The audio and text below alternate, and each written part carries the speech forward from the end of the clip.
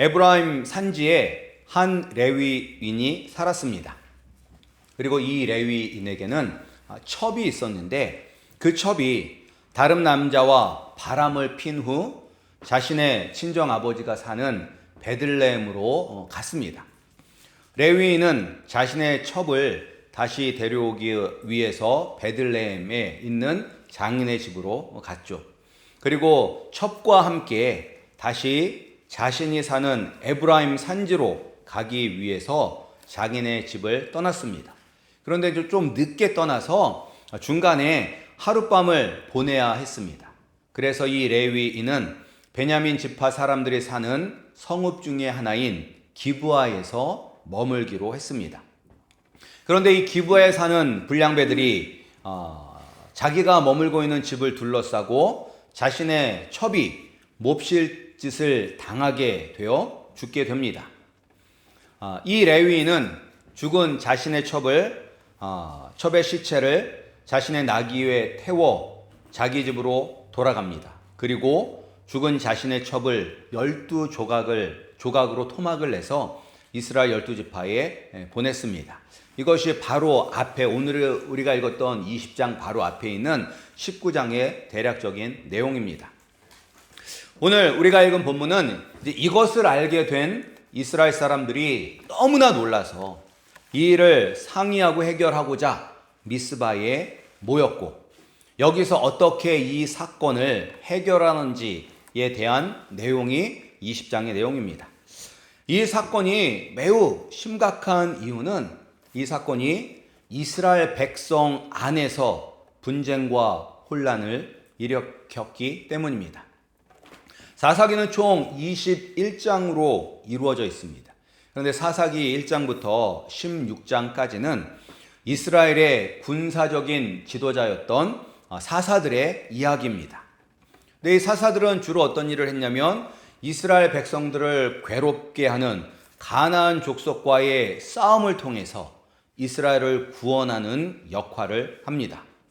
그런데 이제 이 17장에서부터 마지막 21장까지는 하나님을 섬기는 레위인의 타락으로 이스라엘 민족 안에서 일어나는 분쟁과 혼란에 대한 이야기입니다.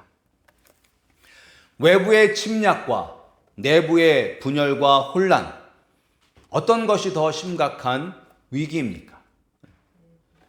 둘 다 심각한 위기이지만 어쩔 때는 내부의 분열과 혼란이 더 큰 위기가 됩니다. 만약에 다른 민족이 이스라엘을 침략해도 이스라엘의 12지파가 한 마음, 한 뜻으로 하나가 되었다면 위기를 극복할 수 있을 것입니다. 그러나 이스라엘 12지파가 하나가 되지 못하고 서로 갈등하고 서로 다른 마음을 품고 있다면 외부의 거센 침략이 없어도 스스로 무너질 수밖에 없습니다. 이것은 역사가 증명합니다. 로마 제국의 멸망, 몽골 제국의 멸망, 그리고 베트남의 패망은 모두 내부의 분열이 가장 큰 원인이었습니다. 무엇이 이스라엘 민족을 하나로 만들지 못하고 분열하게 되었는지를 보며 하나님 아버지께서 우리에게 주시는 은혜를 나누고자 합니다.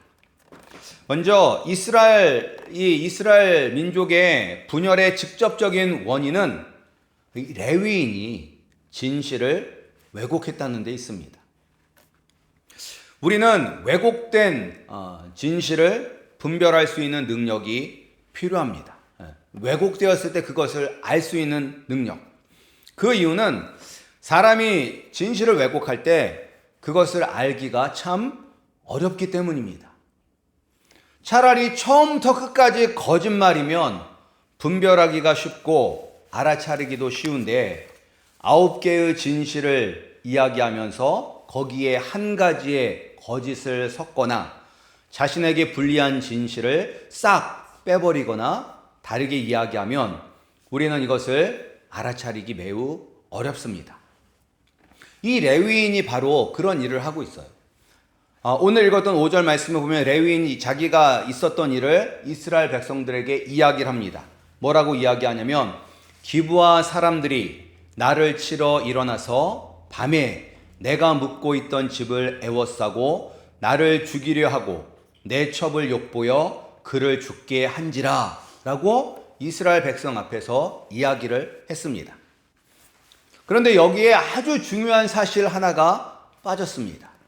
그것이 19장 15절에 나와 있습니다. 우리 바로 앞장 19장 15절 말씀을 한번 보겠습니다. 우리 19장 15절 말씀 우리 함께 읽겠습니다. 무리가 듣지 아니함으로 19장 바로 앞에 19장 15절입니다. 예. 그러면 25절인가?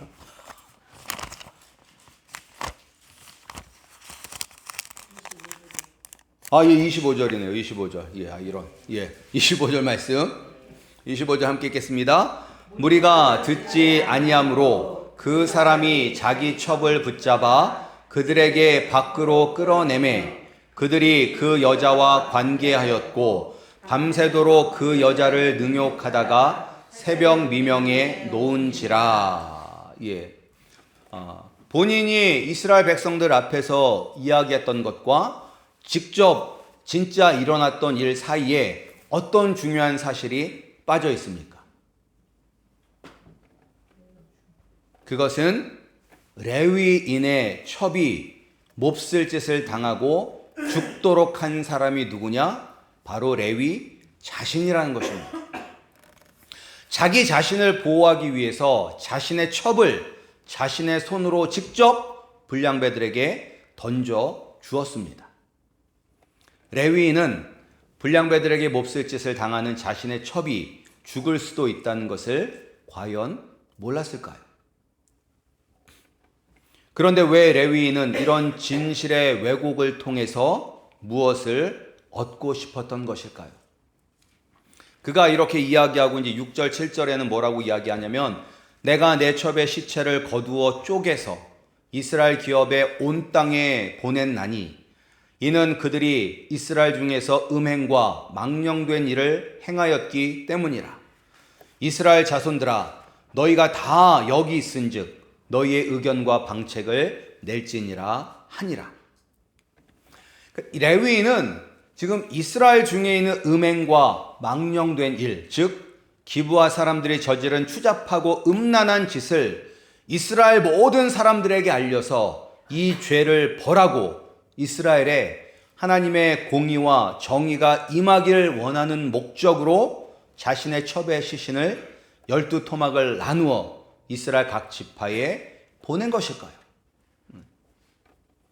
그렇지 않습니다. 레위인은 단지 자신의 복수를 원했습니다.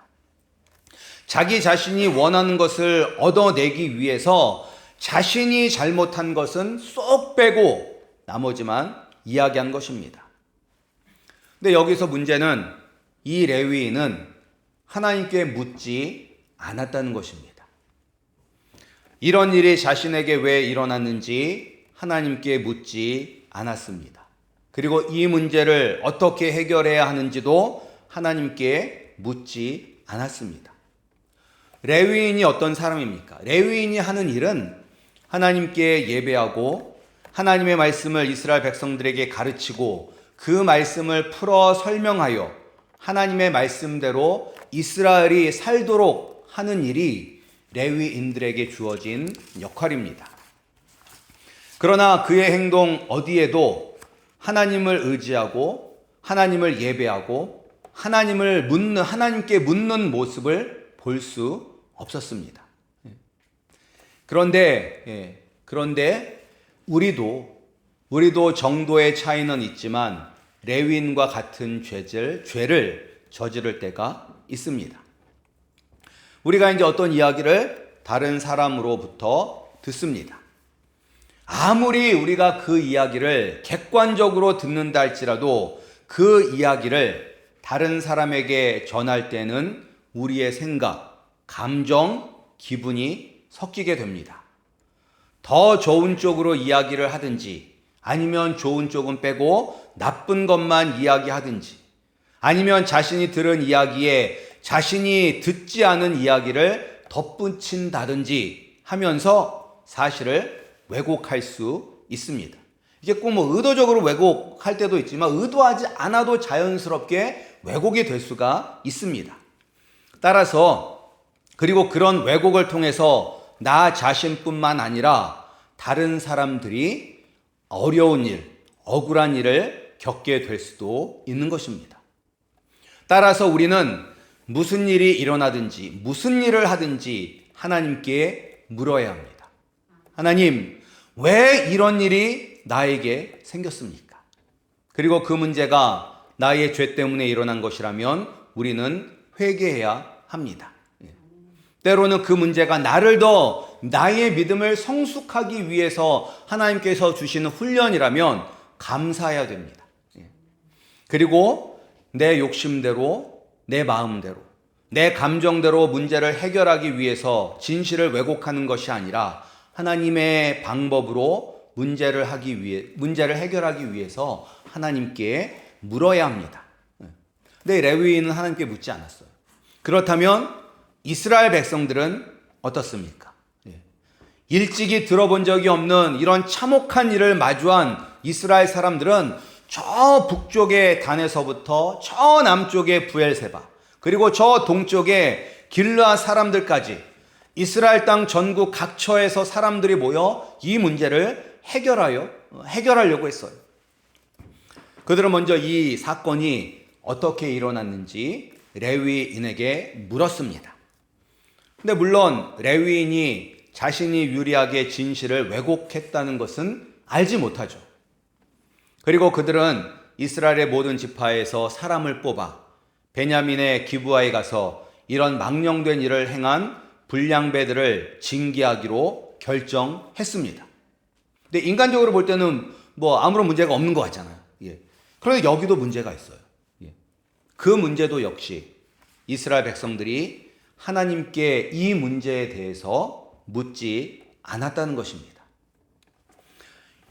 이 사건이 처음 시작되는 장이 이제 19장인데 19장 1절이 어떻게 시작하면 이스라엘의 왕이 없을 그때에로 이제 이야기가 시작이 됩니다. 이스라엘의 왕이 없을 그때에. 이스라엘 주변에 있는 여러 민족들은 다 왕이 있었습니다. 뭐 이집트에도 왕이 있었고 가나안 족속들에도 다 왕이 있었습니다. 그런데 아직까지 이스라엘 민족은 왕이 없었습니다.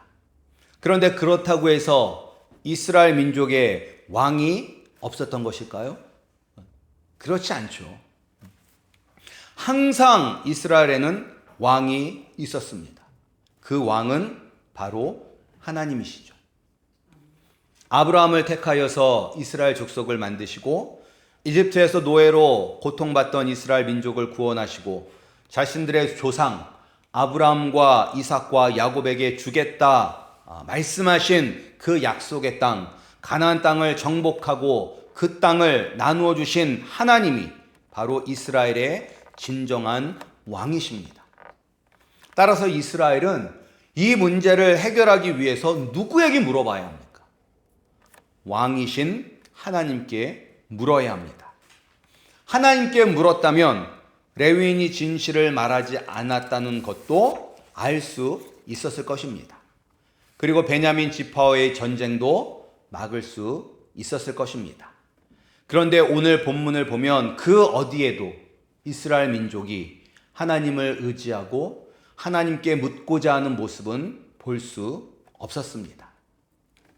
혹시 이런 모습이 우리의 모습은 아닐까요? 우리에게도 왕이 계십니다. 동일하신 하나님이시죠. 그런데 어떤 문제를 당했을 때, 어떤 일을 해결하고자 할 때 우리는 하나님께 묻고 있습니까? 아니면 내 생각과 경험, 지혜를 의지하여 내 스스로 일을 처리하고 있습니까? 아무리 우리가 지혜롭고 수많은 경험을 했다 할지라도 우리의 왕 되시는 하나님과는 비교할 수 없습니다. 하나님이 곧 지혜이시고 하나님이 모든 만물을 자신의 뜻대로 보존하시고 다스리시기 때문에 하나님을 의지하고 하나님께 물어야 합니다. 자신을 의지하지 말고 우리의 왕 되시는 하나님이 있다는 그 사실을 잊지 않고 항상 왕 되시는 하나님께 묻고 행동하시는 우리 성도님들이 되기를 소원합니다. 그리고 또 베냐민 지파 사람들은 어떻습니까? 그들도 기브아 사람들이 죄를 지었다는 것을 알고 있을 것입니다. 그리고 이 문제를 해결하기 위해서 베냐민 지파를 제외한 다른 모든 이스라엘 사람들이 다 모였다는 것도 알고 있습니다. 그럼에도 불구하고 이 베냐민 지파 사람들은 악을 행한 기브아 사람들 편에 서기로 작정했습니다. 왜? 같은 지파 사람들이기 때문입니다. 이것이 이제 오늘날로 보면 혈연과 학연과 지연으로 똘똘 뭉쳐져 있는 그런 모습과 마찬가지입니다. 그래서 이들은 이스라엘 자손과 싸우기로 결정했습니다. 근데 왜 이 베냐민 지파 사람들은 이런 말도 되지 않는 결정을 하게 된 것인가? 그것은 하나님으로부터 멀어졌기 때문입니다. 하나님과의 관계보다는 같은 지파 사람들이 더 중요하다고 생각했기 때문입니다. 하나님과 멀어졌기 때문에 죄를 죄로 보지 못하는 것입니다. 그리고 하나님과의 관계가 이렇게 멀어졌기 때문에 하나님께 묻지 않는 것입니다. 하나님께 물을 수 있는 사람은 하나님과 친밀한 관계를 유지하는 사람입니다. 하나님의 왕 되심을 아는 사람이 하나님께 묻습니다. 자신의 만족과 유익보다 하나님의 영광을 먼저 생각하는 사람이 하나님께 묻는 사람입니다. 레위인을 통해서 베냐민을 제외한 이스라엘 전체가 분열이 됩니다. 그리고 이 분열을 통해서 우리가 다음 주에 보겠지만 동족 간 전쟁을 통해서 베냐민 지파 전체가 사라질 그런 위기에 처하게 됩니다. 근데 왜 이런 비극적인 일이 일어났습니까? 바로 하나님께 묻지 않았기 때문입니다. 따라서 우리는 항상 하나님께 물어야 합니다. 항상 하나님을 의지할 때 분열이 아니라 하나됨을 이룰 수 있는 것입니다. 많은 가정들이, 많은 교회들이 힘들고 어려운 일을 당하는 그런 원인 중에 하나가 무엇입니까? 가정이 분열이 되었고 교회가 분열이 되어 있기 때문이지 않습니까? 왜 분열이 되고 왜 하나가 되지 못하는 것입니까? 하나님께 묻지 않고 자기의 생각대로 행하기 때문입니다. 그런데 자기의 생각대로 하는 것이 아니라 항상 하나님께 묻고 하나님을 의지하며 사시는 모습을 예수님께서 우리에게 보여주셨습니다. 레위인이든지 이스라엘 백성이든지 베냐민 지파 사람이든지 다 누구를 위해서 움직였습니까? 누구를 위해서? 자기 자신을 위해서 움직였습니다. 자기 자신이 인생의 왕이니 참 왕이신 하나님께 묻지 않고 자기 자신의 마음대로 생각하고 행동했던 것입니다. 그러나 우리 예수님은 항상 하나님의 뜻대로 행하셨습니다. 항상 하나님의 시간표에 맞추어서 일하셨습니다. 쉴 새 없이 사역하셔서 피곤한 중에도 예수님은 새벽에 하나님께 나아가 기도하셨습니다. 하나님께 무슨 기도를 하셨을까요? 아마 하나님과 이런 친밀한 대화를 하시면서 하나님의 뜻이 이루어지길 위하여 그리고 자신의 제자들을 위하여 우리를 위하여 기도하셨을 것입니다. 예수님은 자기 자신을 위하여 일하지 않으셨습니다. 항상 하나님의 영광을 위하여 일하셨습니다. 우리가 예수님처럼 하나님의 영광을 위해 그리고 하나님의 뜻을 이루기 위하여 살 수 있는 방법은 하나님께 묻는 것입니다. 매 순간순간마다 하나님께 물으며 레위인이 저지른 진실을 왜곡하는 것을 막을 수 있고 하나님께 묻지 않고 자신의 생각대로 일을 처리하는 이스라엘의 실수를 막을 수 있고 하나님과 멀어져서 하나님의 음성을 듣지 못하고 하나님께 묻지도 않는 베냐민 지파의 잘못도 언제 막을 수 있느냐? 우리가 하나님께 물을 때입니다. 그리고 우리가 먼저, 다른 사람이 아닌 내가 먼저 하나님께 물을 때 우리는 분열이 되는 것이 아니라 하나가 되는 것입니다. 가족이 하나가 되고 교회가 하나가 되고 국가와 민족이 하나가 되는 것이 얼마나 큰 축복입니까? 이런 축복을 막는 것이 자신의 뜻대로 진실을 왜곡하고 자신의 뜻대로 결정하고 하나님을 외면하고 하나님의 말씀을 거부하는 것입니다. 이런 잘못, 이런 실수를 막는 방법이 바로 내가 먼저 하나님께 묻는 것입니다. 나보다 나를 더 사랑하시고 가장 지혜로우시고 능력이 많으신 하나님 아버지께 항상 묻고 하나님의 뜻대로 살아감으로 우리가 속한 모든 곳이 주 안에서 하나됨의 축복을 누리시기를 간절히 소원하고 바랍니다. 우리 기도하겠습니다.